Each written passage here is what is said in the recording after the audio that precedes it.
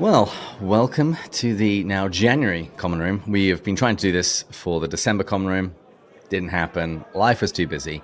So I figured let's just see how everyone's Christmas was and if there are any New Year's resolutions we need to hold people accountable to over the coming months. Gentlemen, hi. Hi, Hello. cheers. Good morning. What's your mug there, David? It is still a reindeer. Christmas mug. I drink this one all year round. I really like the feel of it. And Matt went to St. Elmo's for coffee this morning. No, Christmas was great. I spent a few days with Mary Margaret's family. She spent a few days my side on kind of both halves, and just got really in that 15-day stretch because I started mid-December in DC for a fun Christmas planned trip that I think we actually did talk about in one of our recordings. And then since she was there pretty much really a few days afterwards in Chicago, I mean, really from December 15th to early January, we had a lot of time together, which was lovely in three different states. Wow. So yeah, it was really a fun time. And we were at this retreat in DC where the priest talked about 7 habits of like saints, and we're implementing those where it's the heroic minute in the morning when you jump on your knees right away at a set time. You don't snooze your alarm. You do 10 or 15 minutes of just mental prayer, just really having a conversation with the Lord, 10 or 15 minutes of spiritual reading, a daily rosary, daily angelus, daily mass, and a daily examen. And so that's kind of our thing we're working on. I told her I can commit to 75% roughly, maybe. Of them. We're trying to build to. The priest did say don't see you go from 0 to 60, but this is a desired goal to get to. That can be a really beautiful thing. And so that's been the one though I've been really not allowing to miss is the daily rosary, because that was just such a key part in my past that I've really gotten out of, and it's just such a great habit. Daily mass can be sometimes 7 days a week, a little bit tough trying to get that 4 or 5. It's been a little bit more reasonable, but yeah, that's our, I guess, call it our New Year resolution. Good. What about you, David? You had your mom. Is she still there, or has she gone back home? She's now gone back home. So she was here for 5 weeks. And so she got to gel with our family routine. Although unfortunately, a lot of our family routine over Christmas was being ill. There have been some pretty nasty bugs going around Wisconsin, and it sort of hit everyone in the family. It's not usually quite this thorough, but there was a flu, there was a stomach bug, and there was a general cold that was sort of kicking around. So usually somebody had something at some point, pretty much continually. But it was lovely to have her here and have her read books to Alexander, particularly since my kid, he loves Mulan. We've got a big, thick hardcover. It's like 95 pages, and he demands it hourly. So it's really good to palm some of that off onto my mom. It's like, you go and read Mulan with Grandma. Is this the Mulan I'm thinking of? Do. Oh, he loves the song Let's Get Down to Business. Okay. But he's really taken to a few songs recently. He doesn't watch TV, except we have played him that song from Mulan, as well as from the Jungle Book, The Bare Necessities, and I Want to Be a Man. And he absolutely adores them. So that's great. He's pretty much, apart from I grew up with Mulan, but I definitely grew up with the Jungle Book. So it's kind of really cool to see him enjoying something that I enjoyed at a very similar sort of age. Nice. He's very, so listeners, I've gotten a chance for him to pop on some of our video stuff, and we were just doing some Patreon supporter video calls, and Alexander decided to make an appearance. And by decided to make an appearance, he means he flew open the door of my office and ran in and said, "What you doing, Daddy?" He loves to it's not like he was shy and excited. He likes to look at the person and starts chatting and talks about what he ate for breakfast, and it was just a great little conversation. He's very engaging. Yeah, he regularly comes onto my meetings at work, and if I ever leave my office unattended, he will come in, and when I'll come back in, he'll be sitting in my chair, tapping away at the keyboard, and he'll turn around and say, "I'm working. I'm in a meeting." I love that. Did your mom cook anything that you grew up with that you had missed? No. Marie did all of the cooking because my mum is kind of in awe of what Marie can do in the kitchen, which is fair. Nice. It's always a good piece of advice for life. Marry someone that can cook. It makes life much easier. Yeah. Is she a great cook? My wife That's took that awesome. advice. Oh, Marie, yeah. No, Marie's great. But so Marie did that, and Mum read to Alexander. He started warming up to her, particularly towards the end. And Lucy was just, a cuddly, squidgy baby, and so therefore, my mum was in heaven. And then I picked her up from Chicago, and then I dropped her back in Chicago. So I flew with her for that leg of the trip because she had like multiple airports to do, and O'Hare is a horrible airport. Oh boy. Yeah. And needless to say, after I dropped her off at her terminal and came back for my flight, we were 1 minute towards boarding, and then suddenly it changed to an hour and a half for boarding. Oh, But that's Chicago. I made a friend. I made a friend with someone that was sitting next to me, and then I got invited to the Admirals Club. So I got to go and drink a free scotch. There you which go. wasn't What bad. did you have? I can't actually even remember now. I told the bartender to surprise me, and he gave me a non-smoky, non-sweet scotch, and he put a little bit of ginger ale in it. He said, "Do you want anything with it?" I said, "Surprise me." Okay. And it's a little weird, it being carbonated, but it was quite tasty, and it was a fun way to kill an hour and a half, which would otherwise have been spent, waiting in the part of O'Hare that sort of looks like it's a post-apocalyptic bunker. Yeah. But with regards to New Year's resolutions, I don't have a whole lot other than the usual things that everyone says, in terms of like, I need to get back into shape, because I was working out very regularly until Lucy was born. And then when Lucy's born, it's all hands on deck. And so, your time is constrained, and also having a toddler waking up at 5:36 means that you can't even get a workout in before the house is awake. So I'll be doing that. But my one assigned reading, so for the last few years, I did Bible in a year. I did that twice in a row. Then did Catechism in a year.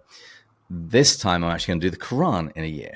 I've read most of it before, but I was fairly ignorant of Islam when I did it. I was reading it simply because I listened to a podcast where a guy said you should read books that have shaped history. So it doesn't so much matter the content. It's like, if it has impacted history and shaped culture significantly, you owe it to yourself to read that, to try and see why, and also to make sense of the world that you see today. So that's when I started reading it. I kind of stalled about halfway, 2/3 of the way through. It's really dry. But I now have much more context for understanding Islam. So I'm going to do it again and get through it this time. And it's also actually pretty short. It's shorter than the New Testament. Okay. Let me ask you this. I know you haven't finished it, but I'm curious, just based on the parts that you have read in the past, and saying it's a little bit dry, how much overlap is it with... There seems to be a presentation of like Christianity is a fulfillment of Judaism, and then their presentation is that's like the next step as well. Does it have overlap to the New Testament, or is it quite drastically different? Or even the story of Abraham and some of or any of that stuff? I kind of scale 1 to 10. There's lots of references. Now the question then is how much does it correspond with what the Bible says? And there are differences both in the text and in the interpretation. So in the Quran, the sacrifice of Isaac is there, but it's no longer the sacrifice of Isaac. It is vague as to who is sacrificed, and it's common Islamic belief that it was actually Ishmael who was offered, not Isaac. You see Moses, or Musa as he's called, referenced a lot. But and a bunch of other prophets, a significant number of Old Testament prophets are at least mentioned in the Quran. And if you know the Old Testament stories, you can sort of place what's going on. But the real difference with the Quran is that it's not arranged in terms of chronology. There isn't an overarching story in the same way that there is both in the Old Testament and in the Gospels, for example. And it flits around from topic to topic, seemingly at random. Sometimes you can see a connection, but because it's poetry, it does seem to just like jump a bunch. And so it's much harder to nail down a chronology and what's actually happening. And also because it's using poetic language, sometimes you're trying to understand, wait, what is actually happening here? But it does it does allude to an awful lot of stuff in the Old Testament. It makes reference to Jesus, and Jesus actually even speaks in the Quran. The difference is that he is in a vacuum. He is absolutely devoid of time, place, or context. Whereas in the Gospels, it said when he entered the region of Caesarea Philippi, blah, blah, blah, blah. When he entered Nazareth, so-and-so came to him, who was the procurator of blah, blah, blah. Everything's given historical context. In the Quran, that isn't the case. It's just Jesus speaking and really just being a mouthpiece for Unitarianism to say that, oh, no, I never said I was divine. I'm just a messenger. Interestingly, there is more content regarding Mary. So that she actually has an entire chapter, a surah. Yeah. Well, she's not a prophet, but she does have a surah dedicated to her. And the story of her conception to a degree, but particularly birth, is filled out some more. And it's not in a cave. It's not in a stable. It's under a tree, a pomegranate tree, date tree, one of the two. And if you know your church history and if you've read things like the Gnostic Gospels, you will recognize other stories. So in the Quran, Jesus speaks from the crib. You also, if you know the story of the seven sleepers of Ephesus, so it's a bunch of Christians who they go into a cave when Christianity is under persecution, a deep sleep falls upon them, and then they wake up and Christianity is legalized. That story is retold, but now cast into Islam, which again has some real questions if you're going to try and claim that it's historical in terms of trying to situate what is the situation when they fall asleep and when they wake up. So there's an awful lot to say, but yeah, it's what was that? You mentioned Gnostic. What would you say was the biggest influence? Like you just mentioned Gnostic. Would it be like potentially that knowledge was known and that's how it seeped its way, and that's probably a huge influence? Or it's all across. You find stuff from the Talmud. So a line you'll often hear people quote from the Quran is to kill one man is to kill all mankind. To save a man is to save all mankind. If you've seen the movie The Schindler's List, it's quoted in there. That's actually from the Talmud. So, for example, that is quoted. There are several scenes from Gnostic Gospels that are recounted. Also, some Jewish legends you see appearing there, as well as stuff from the Old Testament. I would say probably the Old Testament is at least the backdrop that you see most consistently. But I mean, since I don't believe that the Quran is divinely inspired, I would describe it as a real hodgepodge of lots of things that would have been sort of in the ether, in the air, that a trader such as Muhammad would have come across, and that they all sort of seem to get incorporated into this story. And it sort of explains why, as coming as a Christian to read the Quran, it's kind of difficult because you're looking for a narrative. You're looking for something consistent throughout, and there isn't really. It's more of just like there's a few themes that constantly repeat. That Allah is one, that the Day of Judgment is coming, that you should believe in Him and His prophets, and there are also some kind of very, very, very, very fun stories about talking ants and a man who dies standing up. There's some pretty fun stuff in there, but I'll give you updates as I go back through it again, because like I say, it's been a while since I've gone through it. Yeah. Well, you're inspiring me to give that a shot. I think that's a really don't let me suffer so you don't have to. I'll just tell you the fun bits. Well, the part that I'm quite intrigued though with would be to then layer in one additional thing with it, which would be, it'd be a really great exercise for someone to read the Bible who doesn't believe in it, but then like if there happened to be that one great book that could help at least understand how it's interpreted, because you could greatly misunderstand parts of Scripture. Like if there's one or two things where there's like an authoritative source in Islam that you could read that would help you say how they've received and internalized all of this information. I know that's like a massive task, but it's not one. So the way that it works in Quran in Islam, it's kind of like Orthodoxy and Catholicism, in the sense that there is both the scripture, but there is also the authoritative tradition that comes alongside it. I was wondering that. So they have something that's called the Hadith. So the Hadith are the sayings and actions of the Prophet Muhammad, and that is used primarily as the lens through which you interpret the Quran. And the reason I particularly struggled through the first time round is, as I said, that the Quran doesn't really give you context for what it's talking about. So if you know the Hadith, they'll very often say this was the situation at the time. You can place it into the life of Muhammad, and it can then make more sense of what you're hearing. Oh, there was this dispute that was going on at the time. That's what this is referring to. So they have that, and they also have something that's called the tafsir, which is rather like the Catena Aurea of St. Thomas Aquinas, insofar as it's commentary. So you actually have people like Bukhari. No, not Bukhari. Names fall out of my head now, but you have sort of authoritative commentators that basically give you like a study Bible of the Quran. And if you go to Quran.com, you can look at a verse, and you can click on the icon, and it will give you sort of the major commentaries of who has said what about this passage. But it's a lot of work. It's not a nice. Whereas I would say the little stick figure book like Bible Basics for Catholics is a really good book to read before you read the Bible, so that when you come to it, you can see the overarching story and the key ideas and themes going through. I haven't found something really like that for the Quran, because it's just a very different kind of literature. I gotta say, you've gone up. I'd imagine anyone watching this is like, man, I already respected David, but you're sitting here whipping out these names and these Ibn Kathir. That's who I was thinking of. Ibn Kathir. He was one of the commentators. I mean, I think what's great from a credibility perspective is there's certain things in life I try to become an authority on myself through deep research. And there's certain things, because you just only have so much time, where you try to be a good judge of authorities to surrender to, because in life, you don't have enough time to ultimately learn everything. And if I was sitting on the other side watching you speak, I was like, oh, I'm going to have more trust in David's credibility, because he just has explored an area that is completely different from our faith and dove into it and gave it a fair respect and have tried to like understand it at least. Well done, David. Well, I find Islam kind of fascinating. I knew nothing about Islam until I moved to London and I went to Speaker's Corner. So it's this traditional part of Hyde Park where you can stand up on a soapbox and talk about whatever you want to talk about. Communism, antinatalism, Christianity, Islam.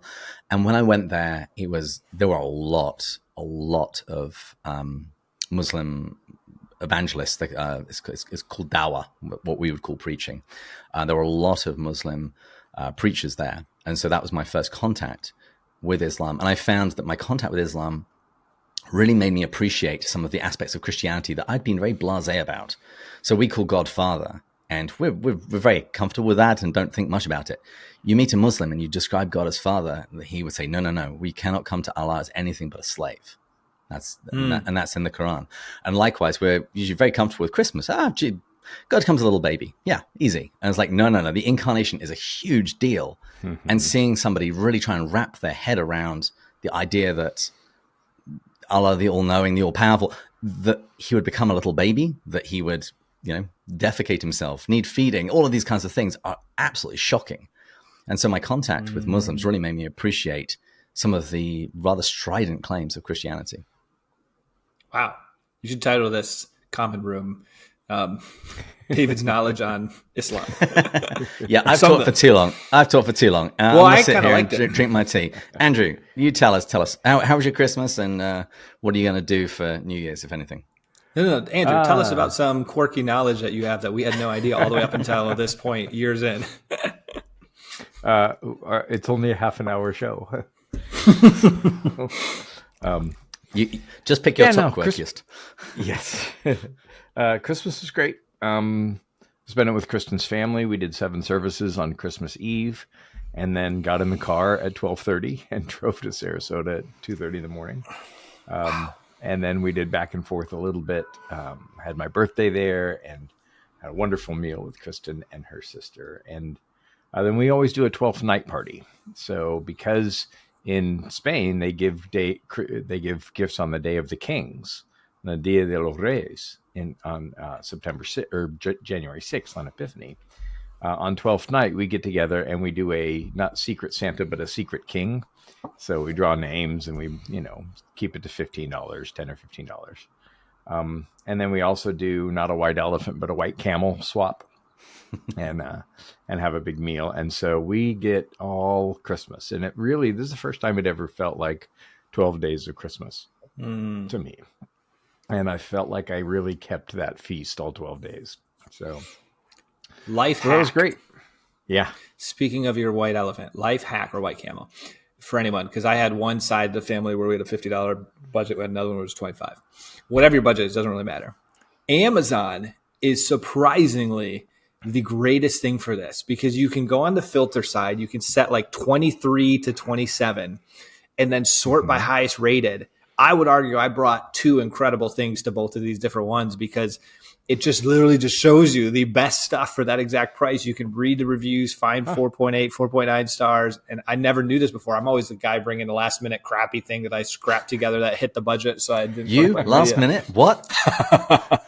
And this was last minute too, because 2 day shipping. I was good to go. That's great. We usually just hit up Kohl's, because by the time their clearance hits, and so that was great fun. We're pretty gentle about it. We allow 3 or 4 or 5 trades or whatever.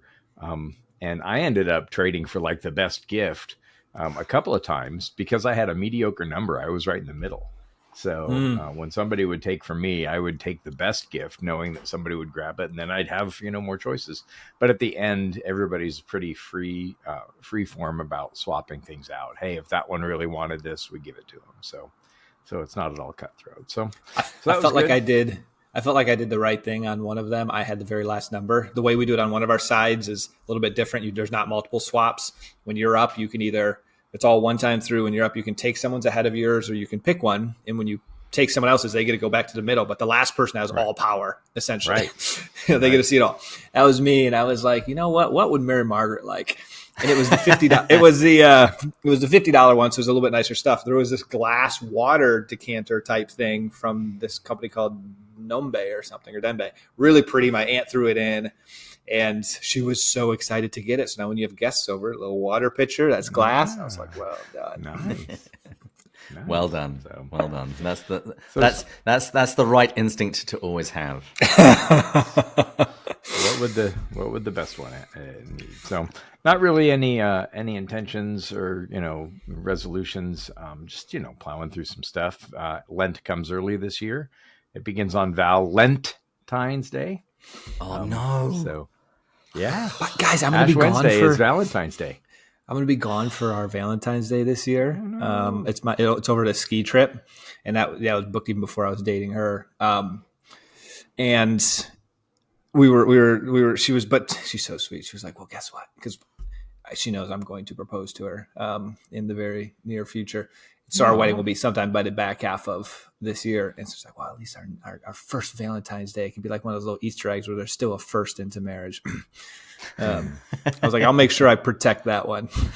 Well, I'm going to offer my own perspective on Valentine's Day. I've always hated Valentine's Day. The performative aspect of it, I absolutely hate, as well as, and Jack would be on my side on this one in terms of the rush and the shopkeepers selling stuff I don't want, nobody wants, etc. So Marie and I, we always celebrate Valentine's Day, but not on Valentine's Day. Oh, so we'll do it like a week either before or after, and in the run up to Valentine's Day, we'll say, okay, so when's Valentine's Day going to be this year? And particularly when you've got kids, that's even better, because you can then plan out babysitting and everything else. Sure. But it makes your meal and everything else much cheaper. Yeah. If you do it afterwards, there's lots of cheap candy to buy as well. There you go. We'll do it before, because Lent starts on Valentine's Day. So I like that. We're going to have to celebrate it before, because just naturally she'll be coming to Grand Rapids the weekend before, and that's when we'll end up doing ours. Good. Well, and we're planning a Lenten retreat at my parish. We're going to do it like a Lenten quiet day. And so we're going to do Way of the Heart and divide that up into 3 teachings. Kristen's going to pull out the labyrinth and do some teaching and have that open for folks. We're going to take the library, and I'm going to put some candles and incense and put all of my icons out. And just let that be a contemplative, put some Gregorian chant on. We'll have a reading room where people can just sit and read a book. And so, a real simple lunch. And so just wanted to take a day for the parish. We used to do that. But I thought, well, hey, why not? So, yeah. I like that. Piling through stuff. Yeah, I think that's a good idea. Marie and I have talked about each of us taking maybe not a whole day, but at least a chunk of a day to ourselves. So I'll look after the kids, she'll look after the kids, and we'll have a little bit of quiet time, because Quiet in our house is not a thing. That's a commodity. I'm also coming up on my year anniversary as a priest, and so I just booked a day at the retreat center where I went last year, and I'm going to try to just take like a Wednesday afternoon through Thursday afternoon, and just take some time and think about that, do some journaling, do some reading, and think about what that has meant in the last year and what I want that to look like going forward. So I love that. yeah. Well, beautiful. Probably hitting up around 30 minutes. Yeah. Where's the Batesian rigidity? Well, we still had 2 more. We still had 2 more minutes to go. Oh, wow. This is when you know you're wearing off, when Matsian rigidity starts kicking in. It's hitting me a little bit. Yeah, yes, I was gonna say it's endearing. Yeah. Well, we all have an episode to record. We'll be recording our first episode on letters to children. So let's go do that. All right. See you, everybody. See you all. Happy New Year, everybody. Cheers. Cheers.